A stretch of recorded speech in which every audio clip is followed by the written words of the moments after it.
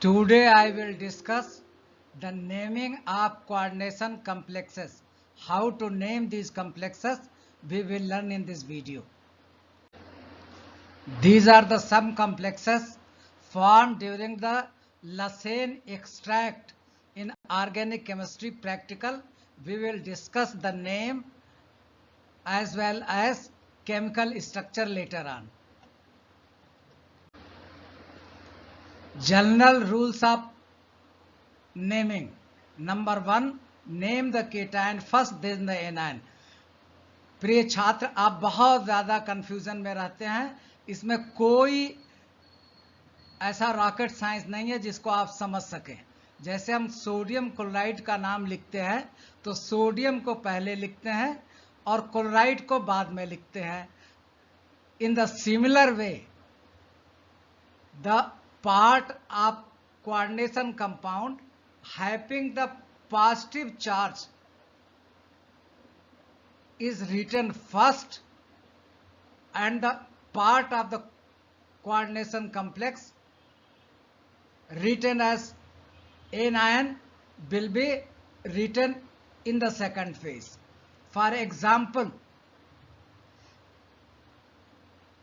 K4FeCN6. First, we have to analyze whether the complex is cationic complex or anionic complex.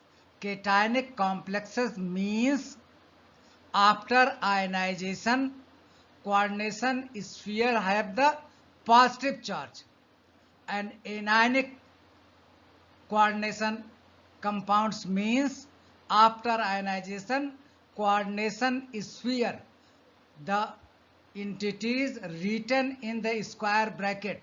This is the square bracket. This is the coordination sphere. ये पूरा क्या है आपका? ये coordination sphere है। अगर coordination sphere पर ionization के पश्चात पॉजिटिव चार्ज आ रहा है तो केटायनिक, और आयनाइजेशन के पश्चात नेगेटिव चार्ज आ रहा है तो उसे हम एनायनिक कहते हैं। फॉर एग्जाम्पल, जब इसका आयनन होगा तो 4 पोटेशियम आयन बनेंगे और फिर उसके बाद कोऑर्डिनेशन स्फीयर पर 4 माइनस चार्ज आएगा। चूंकि कोऑर्डिनेशन स्फीयर पर माइनस चार्ज आ रहा है, इसलिए ये उदाहरण है एनायनिक कोऑर्डिनेशन कंपाउंड का। अब लिखने में जैसे पहले कहा कि केटायन तो पोटेशियम, उसके बाद आपको कोऑर्डिनेशन स्फीयर में सबसे पहले लिगैंड का नाम लिखते हैं, उनको अल्फाबेटिकल ऑर्डर में लिखते हैं और उनका नंबर लिखते हैं। चूंकि साइनाइड के 6 हैं इसलिए हेक्सा साइनाइड होगा। और फिर उसके बाद अगर ये एनायनिक है तो उसमें मेटल में 8 लगा दिया जाता है, फीरेट, और बाद में ब्रैकेट में रोमन में उसका ऑक्सीडेशन स्टेट लिख दिया जाता है। If you calculate the oxidation number of iron, you will find that the oxidation number of iron is second. One thing more, if this cyanide is within the coordination sphere, then this is written as cyanido, and if the same cyanides come after the coordination sphere, then simply will be written as cyanide. Since here cyanide is within the coordination sphere and its number is 6, that's why the name first cation potassium hexacyanidoferrate, metal is followed by 8. The word 8 comes after the name of the metal, and in small bracket the oxidation state of the metal. उसके बाद कह रहा है name of the ligand before the central metal. Central metal यहाँ पर जो है आपका आयरन था, उसके पहले ये लिख दिया। Arrange the ligand in alphabetical order ignoring the di tri and hexa. जैसे आपको साइनाइड है और अमीन है तो अमीन पहले आएगा और साइनाइड सी से है तो इसका बाद में आएगा। लेकिन हेक्सा में जो आपको एच लगा हुआ है या आपको जो है डाई लगा हुआ है, इन पर ध्यान नहीं देंगे। मेन जो है लिगैंड पर ध्यान देंगे। साइनाइड है, अमीन है, कार्बोनिल है, उसको जो है अल्फाबेटिकल ऑर्डर में हम अरेंज करेंगे। indicate the number of ligands using prefix mono, di, tri, tetra and penta. Then neutral ligands, ammonia is written as amine, water is written as aqua, carbonyl as written as carbonyl, NO is written as nitrosyl. Nitrosyl, anionic ligands add with O, chlorido, bromido, hydroxido, cyanido, thiocyanato, if they are within the coordination sphere. If they are outside the coordination number, the simple name chloride bromide is written. Name the metal. If the complex is cationic or neutral, use the normal metal name.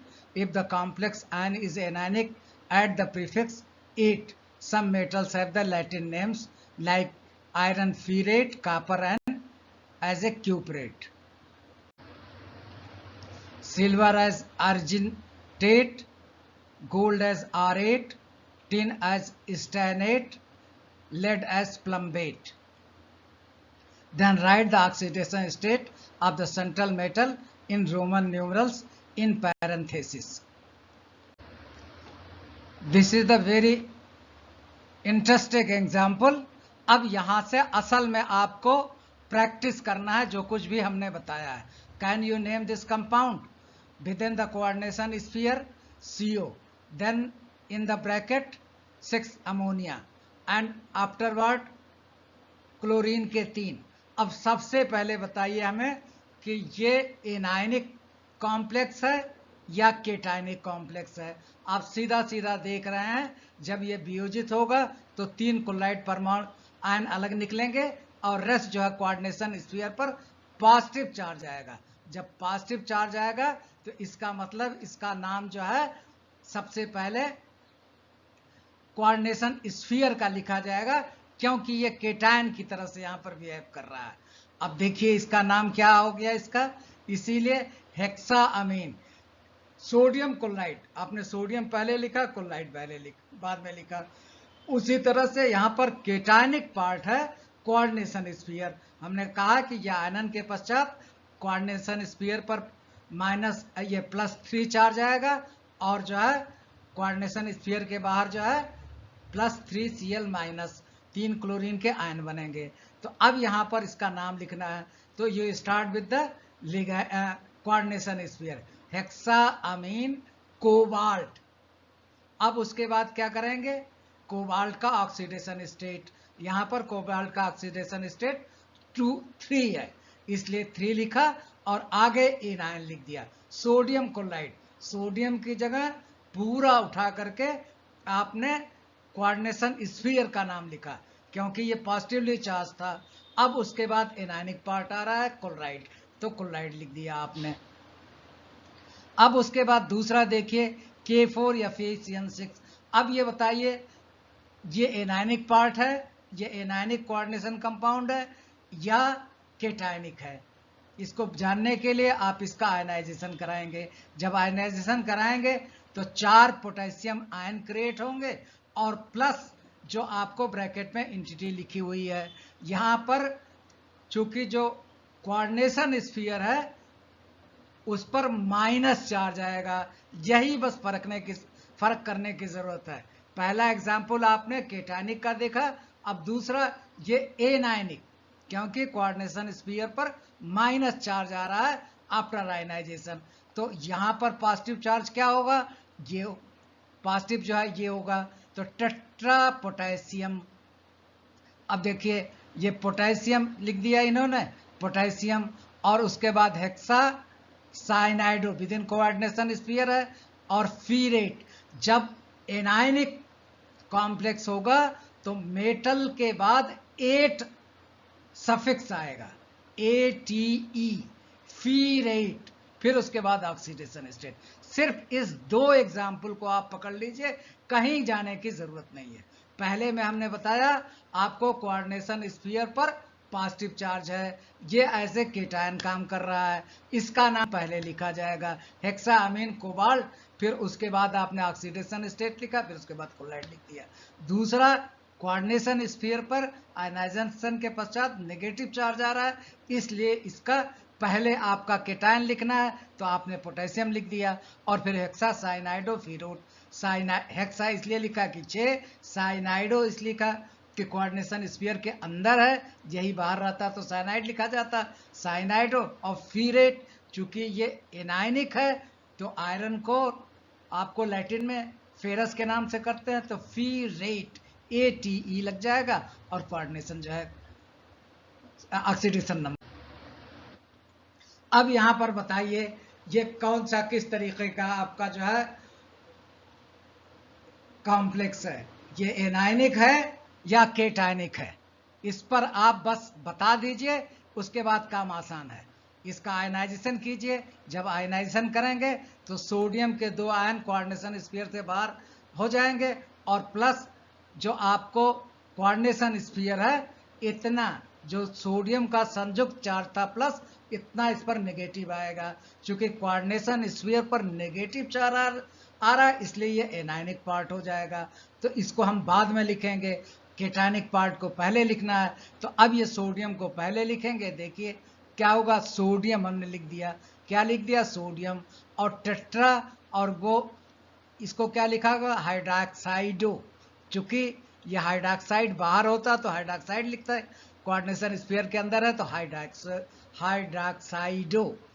और zinc, अब ये चूंकि anionic है तो zincate, क्या नाम होगा, zincate. अब इसका कोऑर्डिनेशन नंबर क्या होगा, 2 होगा। तो इस तरीके से इसका नाम सोडियम टेट्राहाइड्रोक्साइडो जिंकेट। अगला उदाहरण आप देखिए। अब ये बताइए कि ये जो है केटायनिक है कि एनायनिक है। साफ जब इसका आयनन करेंगे तो ये एक माइनस आ जाएगा, इस पर पॉजिटिव चार्ज आ जाएगा कोऑर्डिनेशन स्फीयर पर, इसलिए ये केटायनिक। सोडियम क्लोराइड लिखना है, ये सोडियम की जगह पूरा केटायन की जगह काम करेगा, तो इसका पहले नाम लिखा जाएगा। अब उसके बाद आपको जो है 2 तरीके के लिगांड है, क्लोराइड है कोऑर्डिनेशन के स्फीयर के अंदर है तो क्लोराइडो लिखा जाएगा, 2 है तो डाई क्लोराइडो लिखा जाएगा, और यहाँ क्या एक्वा 4 है। अब एक्वा, ये टेट्रा और डाई, टेट्रा का T और डाई का D, ये अकाउंट में नहीं लिए जाते अल्फाबेट के निर्धारण के लिए।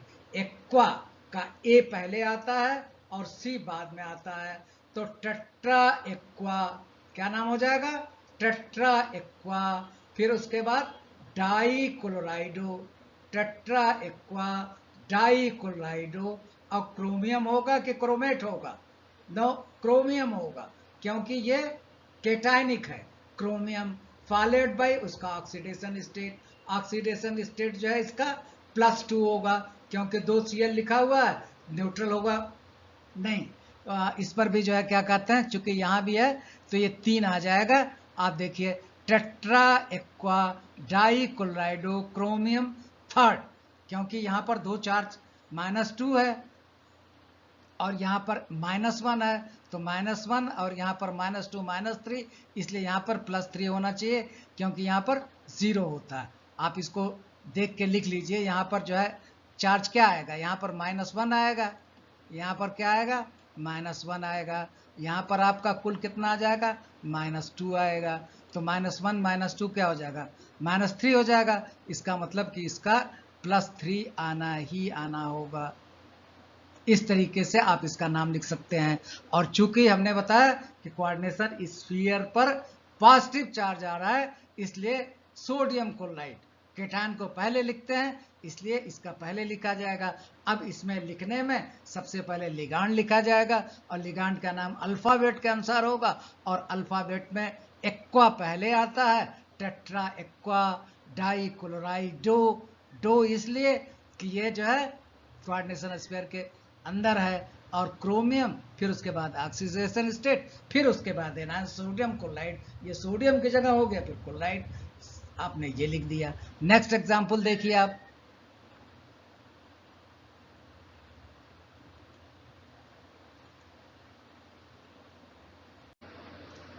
And this is the last rule, multiplicative prefix for complex ligands. When a ligand is bidentate, it means its atom has capacity, different atoms have capacity to donate the electron. जैसे NO में nitrogen भी donate कर सकता है और oxygen भी कर सकता है, तो बाइडेंटेट लिगेंड कहते हैं इसे. उसी तरह से ट्राइडेंटेट या पॉलीडेंटेट है, एंड इस name is complex already, contains है न्यूमरल प्रीफिक्स. तो उस वक्त आपको क्या करेंगे, बिस, ट्रिस और टेट्रास. अगर दो है तो बिस. जैसे आपको एथेन 1,2 डाई अमीन, कहीं पर ब्रैकेट में EN ट्वाइस लिखा हुआ है, तो अब वहां पर ऑलरेडी डाई है, इसलिए इसके पहले बिस लगा देंगे.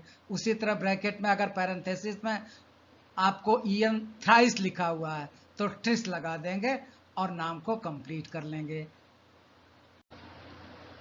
उदाहरण के लिए देखिए, अगर ईन के दो लगे हुए हैं तो बिस और ब्रैकेट में इथेन 1,2 डाइअमीन. अगर उसी तरह 3 EN लिखा हुआ है कहीं तो ट्रिस इथेन 1,2 डाइअमीन. और अगर 2 ऑक्सैलेटो लिखा है तो बिस ऑक्सैलेटो. अब उदाहरण के लिए आप देखिए जो है यहाँ पर, अब बताइए इसका क्या नाम हो जाएगा. ये न्यूट्रल लिगैंड है और न्यूट्रल लिगैंड्स की नेमिंग वैसे ही की जाती है जैसे कि केटानिक की किया जाता है. तो अब इसमें ईन यानी इथेन 1,2 डाइअमीन पहले ही से लगा हुआ है और इसके दो हैं तो यहाँ पर बिस लगा दिया जाएगा. बिस इथेन 1,2 डाइअमीन जिंक. देख लीजिए नाम आप, बिस इथेन 1,2 डाइअमीन जिंक. और जिंक अब किस स्टेज में है, 2 स्टेज में, क्योंकि यहाँ पर बाहर कुछ ना कुछ 2 कोलाइड लगा होगा. यहाँ पर देखिए कोलाइड लगा भी है, यहाँ लिखने में छूट गया है. तो इस तरीके से हम जो है बिस और ट्रिस को कर सकते हैं. ये आपको शॉर्ट फॉर्म में दिखाया गया है how to write the anionic. पहले आपको केटानिक पार्ट को लिखते हैं, फिर लिगैंड को अल्फाबेटिकल ऑर्डर में अरेंज करते हैं, फिर मेटल लिखते हैं और फिर उसके आगे 8 लगा देते हैं, फिर ब्रैकेट में पैरेंथेसिस में ऑक्सीडेशन स्टेट जो है फर्स्ट, सेकंड, थर्ड, फोर्थ जैसे लिखा हुआ उस तरीके से लिख देते हैं. अब कुछ खास कॉम्प्लेक्सेस है, ये बताइए इसका क्या नाम है. आजकल प्रैक्टिकल केमिस्ट्री से भी क्वेश्चन खूब, चाहे आपका नीट एग्जामिनेशन हो या बोर्ड एग्जामिनेशन हो, 2-4 नंबर के क्वेश्चन प्रैक्टिकल केमिस्ट्री से और ख़ास तौर से ऑर्गेनिक केमिस्ट्री से. ये आपको कॉम्प्लेक्स बनता है जब नाइट्रोजन का गुणात्मक विश्लेषण करते हैं, एलिमेंट डिटेक्शन करते हैं, तो ये कंपाउंड बनता है. अब ये बताइए ये केटायनिक है कि एनायनिक है. अगर इसका आयनन करेंगे तो 4 सोडियम पहले हो जाएगा और फिर उसके बाद इस पर माइनस चार्ज आ जाएगा, इसलिए एनायनिक कंपोनेंट है. तो एनायनिक में अब केटायन का पहले नाम लिखना है तो सोडियम हमने लिख दिया, फिर उसके बाद हेक्सासाइनाइडो, क्योंकि ये कोऑर्डिनेशन स्फीयर के अंदर है, हेक्सासाइनाइडो. और आयरन लिखा जाएगा कि फीरेट लिखा जाएगा, फीरेट लिखा जाएगा प्यारे बच्चों, क्योंकि ये जो है एनायनिक है. और फिर उसके बाद उसका ऑक्सीडेशन स्टेट लिख दिया जाएगा और इस तरीके से इसका नाम कंप्लीट होगा. देखिए आप, टेट्रा सोडियम, फिर उसके बाद हेक्सासाइनाइडो, फीरेट. यहाँ पर इसका आयरन का ऑक्सीडेशन स्टेट 2 है. इसको भी देखिए, ये भी आपको नाइट्रोजन के ही जो है परीक्षण में इसका भी काम आता है. तो अब यहाँ पर क्या है, जिसको पर्शियन ब्लू आप कहते हैं, फेरिक फेरोसाइनाइड ट्रिवियल नेम में, इसका नाम आप कैसे लिखेंगे, ये भी आपको देखिए. जब ये आयनित होगा तो आपको कोऑर्डिनेशन स्फीयर पर माइनस चार्ज आएगा, इसका मतलब फीरेट का इस्तेमाल होगा. तो हेक्सा आयरन, हेक्सासाइनाइडो, फीरेट. आप देखो आयरन ये थर्ड स्टेट में बार वाला आयरन है, फिर उसके बाद हेक्सासाइनाइडो, फीरेट.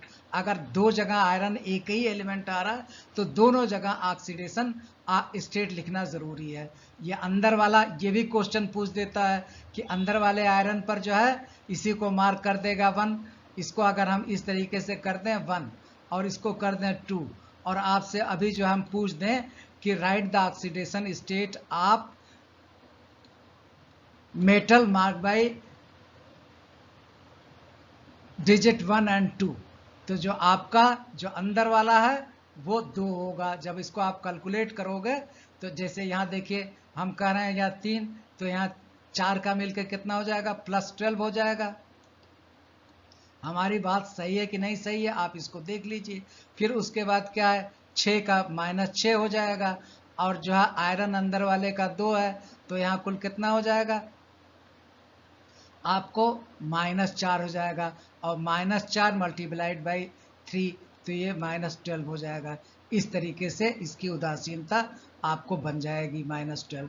तो यहाँ पर आपका ये जो है +2 स्टेट में है, और ये आपका +3 स्टेट में है। ये जो स्टेट हमने नहीं लिखा है, इसका 12 जो है 4 × +3 किया है, 4 यहाँ पर आपको है तो +3, वैसे आप लिखना चाहें तो ये आयरन का जो है +3 है, और यहाँ पर जो है आयरन +2 स्टेट में है। वही चीज़ यहाँ पर लिखी गई है। धन्यवाद।